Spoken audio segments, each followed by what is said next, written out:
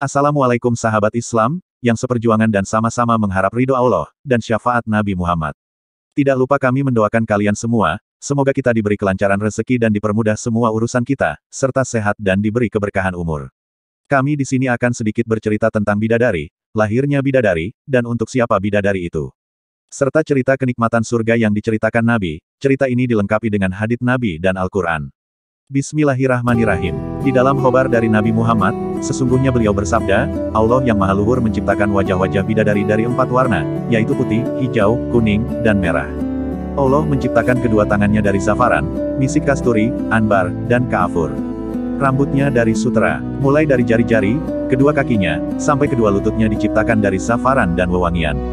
Mulai dari kedua lututnya sampai payudaranya dari misik kasturi. Mulai dari payudaranya sampai lehernya dari anbar. Dan mulai dari lehernya sampai kepalanya dari kaafur. Jikalau bidadari meludah dengan sekali ludah di dunia, niscaya ludah itu menjadi misik kasturi. Tertulis di dadanya nama suaminya, dan sebuah nama dari asma-asma Allah yang Maha Luhur. Di setiap tangan dari kedua tangannya terdapat 10 gelang dari emas, di jari-jari tangannya terdapat 10 cincin, dan di kedua kakinya terdapat 10 gelang kaki dari permata dan mutiara. Diriwayatkan dari sahabat Ibnu Abbas, sesungguhnya Nabi Muhammad bersabda, sesungguhnya di dalam surga terdapat bidadari yang dipanggil dengan nama Aina. Ia diciptakan dari 4 perkara, yaitu dari misik kasturi, kaafur, anbar, dan zafaran. Dan tanahnya diaduk dengan maul hayah atau air kehidupan. Semua bidadari merindukan suami-suaminya. Dan jikalau bidadari meludah di laut dengan sekali ludah, niscaya air laut menjadi air tawar, karena ludahnya. Tertulis di atas dadanya yaitu di bawah leher, barang siapa menginginkan agar bidadari sepertiku menjadi miliknya, maka hendaklah ia melakukan amal dengan penuh ketaatan kepada Tuhannya. Tulisan itu merupakan tulisan Arab, namun ini adalah artinya. Di dalam khobar dari sahabat Ibnu Mas'ud berkata, Nabi Muhammad bersabda, ketika Allah yang Maha Luhur menciptakan surga Aden, Allah memanggil malaikat Jibril, lalu Allah berfirman kepadanya, wahai malaikat Jibril, pergilah ke surga Aden dan lihatlah pada apa yang telah aku ciptakan untuk hamba-hamba dan kekasih-kekasihku. Lalu malaikat Jibril pergi dan mengelilingi surga itu. Lalu muncullah seorang gadis dari golongan bidadari dari sebagian istana itu. Gadis itu pun tersenyum kepada malaikat Jibril. Lalu bersinarlah surga Aden karena sinar gigi serinya, sedangkan malaikat Jibril bersujud, menyangka bahwa sinar itu dari cahaya Allah kemuliaan. Lalu gadis itu menyeru kepada malaikat Jibril, wahai yang dipercaya Allah, angkatlah kepalamu. Malaikat Jibril pun mengangkat kepalanya, lalu memandang pada gadis itu sembari berkata, Maha Suci Zat yang telah menciptakanmu. Lalu gadis itu bertanya, wahai yang dipercaya Allah, apakah kamu tahu untuk siapa aku diciptakan? Malaikat Jibril menjawab, tidak. Gadis itu berkata, sesungguhnya Allah menciptakan aku untuk orang, yang lebih mementingkan ridho Allah yang Maha Luhur di atas hawa nafsunya. Berdasarkan kisah ini, telah datang di dalam khobar, sesungguhnya Nabi Muhammad bersabda, aku melihat di dalam surga ada para malaikat yang membangun istana, batanya dari perak dan bata lainnya dari emas, maka bangunan mereka seperti itu. Lalu ketika mereka berhenti membangun, aku bertanya, mengapa kalian berhenti membangun? Mereka menjawab, bahan kami telah habis. Aku bertanya, apa bahan kalian? Mereka menjawab, zikir kepada Allah, karena sesungguhnya pemilik istana sedang berzikir kepada Allah yang Maha Luhur. Ketika dia berhenti dari zikir kepada Allah, maka kami pun berhenti membangunnya. Di dalam khobar, tiada hamba yang berpuasa di bulan Ramadan kecuali Allah mengawinkannya dengan istri dari golongan bidadari, di dalam sebuah tenda dari mutiara putih yang megah, sebagaimana Allah yang Maha Luhur berfirman, bidadari-bidadari yang jelita putih bersih, dipingit di dalam rumah, Surat Ar-Rahman, ayat 72. Maksudnya adalah bidadari-bidadari yang terpelihara dan tertutup di dalam rumah. Setiap wanita dari golongan bidadari memiliki 70 pakaian, dan setiap laki-laki memiliki 70 ranjang sutera dari batu yakut merah. Dan di atas ranjang terdapat 70 kasur, dan setiap kasur terdapat wanita. Setiap wanita memiliki 1000 pelayan, setiap pelayan membawa piring dari emas untuk membawa makanan padanya, dan suaminya pun demikian seperti itu. Ini semua untuk orang yang berpuasa di bulan Ramadan, selain amal kebaikan yang dilakukan di dalam bulan Ramadan, dalam artian amal puasa dinilai lain dengan amal perbuatan di bulan Ramadan. Di dalam khobar, sesungguhnya dari belakang sirat terdapat padang belantara, di dalamnya terdapat pohon-pohon yang indah, di bawah setiap pohon terdapat 2 sumber mata air yang mengalir dari surga, salah satunya dari sisi kanan dan satu lainnya dari sisi kiri. Dan orang-orang mukmin ketika mereka melewati sirat dan mereka telah bangkit dari kubur, yaitu ketika mereka bangkit untuk dihisap, berdiam diri di atas matahari, membaca catatan-catatan amal, melewati neraka-neraka, dan datang ke padang belantara itu, maka mereka meminum dari salah satu sumber mata air. Ketika air dari sumber mata air itu sampai ke dada mereka, maka keluarlah apapun yang ada di dalamnya, termasuk rasa benci, penipuan, dan dengki, dan hilanglah apapun itu dari dada mereka. Lalu tatkala air itu menetap di perut mereka, maka keluarlah apapun yang ada di dalamnya, termasuk kerusakan, penyakit, dan air kencing, sucilah dohir dan batin mereka. Kemudian mereka datang ke mata air lainnya, lalu mereka mandi di dalamnya, jadilah wajah mereka seperti bulan di malam purnama, jiwa dan hati mereka nyaman, dan tubuh mereka wangi seperti misik kasturi. Sampailah mereka ke pintu surga, tiba-tiba mereka melihat cincin pintunya, cincin pintu untuk mengetuk dari batu yakut merah, lalu mereka mengetuknya. Para bidadari pun menyambut mereka dengan piring-piring di atas tangannya. Keluarlah semua bidadari menemui suaminya, memeluknya, dan berkata kepadanya, "Kamu adalah kekasihku, aku ridho kepadamu, dan aku mencintaimu selamanya." Bidadari itu masuk bersamanya ke dalam rumahnya. Di dalam rumah itu ada 70 ranjang, di atas setiap ranjang terdapat 70 kasur, dan di atas setiap kasur terdapat bidadari. Bidadari itu memiliki 70 pakaian yang bisa dilihat sum-sum betisnya, karena tipisnya pakaian-pakaian itu. Dan jikalau satu rambut dari rambut-rambut wanita bidadari surga terjatuh ke bumi, niscaya satu rambut itu menerangi penghuni bumi. Nabi Muhammad bersabda, pakaian-pakaian surga memancarkan cahaya. Di dalam surga tiada siang, dan tiada malam di dalamnya, dan tiada tidur, karena tidur adalah saudara kematian. Dinding surga terdapat 7 pagar yang mengelilingi semua surga. Pagar pertama dari perak, pagar kedua dari emas, pagar ketiga dari batu zamrud, pagar keempat dari mutiara, pagar kelima dari dur, pagar keenam dari batu yakut, dan pagar ketujuh dari cahaya yang memancar. Jarak di antara setiap dua dinding adalah perjalanan 500 tahun berjalan kaki. Adapun penghuni surga, maka mereka tidak berbulu, tidak berjenggot, lagi bercelak mata. Orang laki-laki memiliki kumis yang tipis hijau, menunjukkan masih tumbuh, renggang, lagi wajahnya berseri-seri. Sedangkan tidaklah demikian itu bagi para wanita untuk membedakan mereka dengan para lelaki. Di dalam khobar, sesungguhnya setiap seorang dari penghuni surga mengenakan 70 pakaian, setiap pakaian akan berubah warna dalam setiap 1 jam sebanyak 70 warna. Wajahnya dapat dilihat di wajah istrinya, dan wajah istrinya dapat dilihat di wajah suaminya, dada dan betis istrinya dapat dilihat dari dada dan betis suaminya. Di dalam surga mereka tidak meludah dan tidak pula beringus. Tidaklah ada satu bulu saja di tubuh mereka kecuali 2 alis, rambut kepala, dan bulu mata. Dari sahabat Abu Hurairah, demi zat yang telah menurunkan kitab Al-Quran kepada nabinya, sesungguhnya penghuni surga akan semakin bertambah indah dan bagus setiap hari, sebagaimana mereka semakin bertambah muda dan tua di dunia. Seorang laki-laki diberikan 100 kekuatan dalam makan, minum, dan jimat. Ia pun dapat menjimak istrinya sebagaimana ia menjimak istrinya di dunia selama 1 hukuk. 1 hukuk adalah 80 tahun, tiada mani dan tiada pula sperma wanita, dan setiap hari ia mendapati 100 makanan. Sahabat Ibnu Abbas berkata, tatkala kekasih Allah memakan buah-buahan yang ia kehendaki, dan menginginkan makanan, maka Allah yang Maha Luhur memerintahkan agar para pelayan surga menyuguhkannya makanan. Lalu datanglah mereka kepadanya dengan membawa 70 wadah makanan besar, dan 70 hidangan dari mutiara dan batu yakut. Di atas setiap hidangan ada 1000 piring dari emas, sebagaimana Allah yang Maha Luhur berfirman, diedarkan kepada mereka piring-piring dari emas dan piala-piala, dan di dalam surga itu terdapat segala apa yang diingini oleh hati dan enak dipandang mata, dan kamu kekal di dalamnya. Surat As-Zukhruf, ayat 71. Dan di dalam setiap piring ada bermacam-macam makanan yang tidak tersentuh api, tukang masak tidak memasaknya, dan tidak dimasak di dalam periuk tembaga dan lainnya, tetapi Allah berfirman pada makanan itu, jadilah, maka makanan itu ada tanpa susah dan payah. Lalu kekasih Allah memakan dari piring-piring itu apapun yang ia kehendaki. Tatkala ia sudah kenyang, maka turunlah burung-burung, dari burung-burung surga kepadanya seperti unta besarnya. Burung-burung itu pun membentangkan sayapnya di atas kepala kekasih Allah, dan berkata, makanlah daging yang segar, wahai kekasih Allah, aku demikian dan demikian ini, aku meminum air salsabil, air kapur, dan aku dipelihara dari taman-taman surga. Lalu kekasih Allah itu pun menginginkan daging burung-burung itu.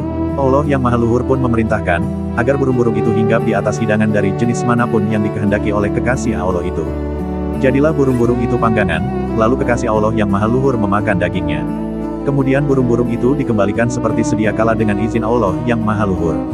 Surga tidak akan kehabisan makanannya, dan meskipun ia memakannya maka tidak akan berkurang apapun dari makanan itu.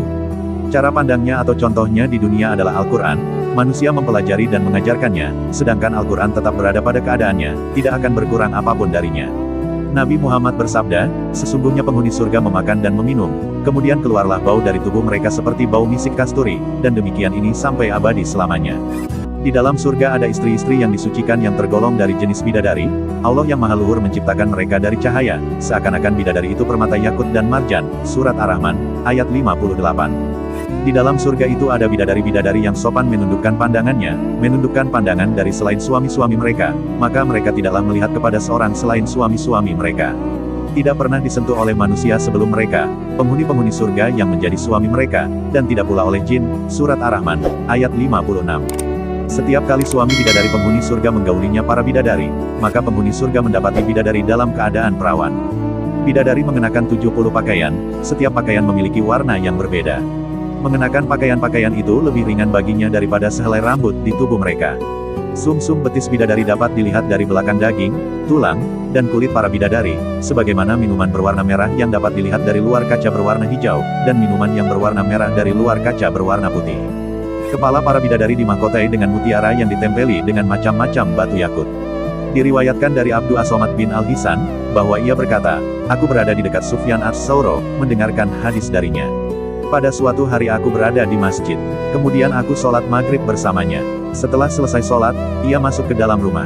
Beberapa saat kemudian, ia keluar dari rumahnya sambil membawa roti dan anggur kering sekepal tangan. Kemudian aku menemuinya. Aku berkata kepadanya, alangkah baiknya kalau Anda membaur dengan orang-orang. Mereka yang di kalangan atas dan bawah, dan mereka yang kaya atau miskin akan mendatangimu. Kemudian mereka mendengarkan hadis darimu dan membawa ilmu hadis tersebut. Sufyan menjawab, bagaimanakah menurutmu tentang Mansur? Ia adalah imam yang adil dan terpercaya, jawabku. Bagaimana menurutmu tentang Ibrahim An-Nakoi?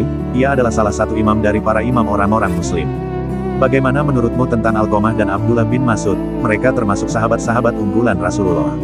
Sufyan berkata, aku menerima riwayat dari Ibrahim An-Nakoi, dari Alqamah, dari Abdullah bin Mas'ud bahwa ia berkata, Rasulullah bersabda, sesungguhnya ketika Allah menciptakan surga, Adan, Allah memanggil Jibril, alaihi assalam. Allah berfirman kepadanya, pergilah dan lihatlah apa yang telah aku ciptakan untuk para hamba dan kekasihku. Malaikat Jibril pun pergi dan mengelilingi surga, Adan tersebut. Kemudian muncullah satu bidadari dari salah satu pondokan surga. Bidadari itu tersenyum kepada malaikat Jibril, kemudian surga, Adan menjadi begitu terang karena sinar gigi senyumnya.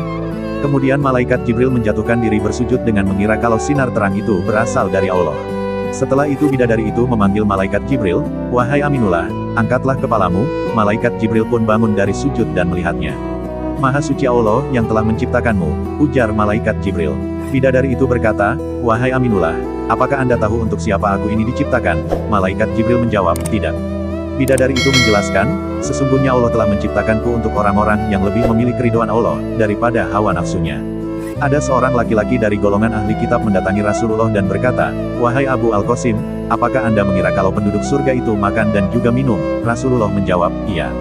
Mereka makan dan juga minum. Laki-laki itu berkata, demi Allah yang diriku berada di kekuasaannya, sesungguhnya salah satu dari penduduk surga diberi kekuatan 100 kali kekuatan laki-laki dalam makan, minum, jimat dan syahwat. Ia melanjutkan, orang yang makan dan minum pastinya ia butuh buang air. Padahal surga itu bersih, tidak ada kotoran. Rasulullah menjawab, buang air besar penduduk surga itu adalah dengan cara mengeluarkan cairan yang keluar dari kulit seperti cairan misik. Rasulullah bersabda, sesungguhnya penduduk surga terdiri dari 120 barisan, 80 barisan adalah barisan umat Nabi Muhammad, dan 40 barisan adalah barisan umat-umat yang lain. Ada yang mengatakan panjang setiap barisan adalah jarak antara arah timur dan arah barat. Sedangkan lebarnya adalah selebar dunia. Rasulullah bersabda, sesungguhnya Allah akan berfirman kepada para penduduk surga, hai penduduk surga, mereka menjawab, kami patuh dengan semua perintahmu. Apakah kalian ridho? Tanya Allah. Bagaimana kami tidak ridho, sedangkan engkau telah memberikan kami apa yang tidak engkau berikan kepada makhluk lain? Jawab mereka. Allah berfirman, aku akan memberi kalian sesuatu yang lebih utama daripada itu semua. Aku menghalalkan keridhoanku untuk kalian semua, sehingga aku tidak akan murka terhadap kalian selamanya.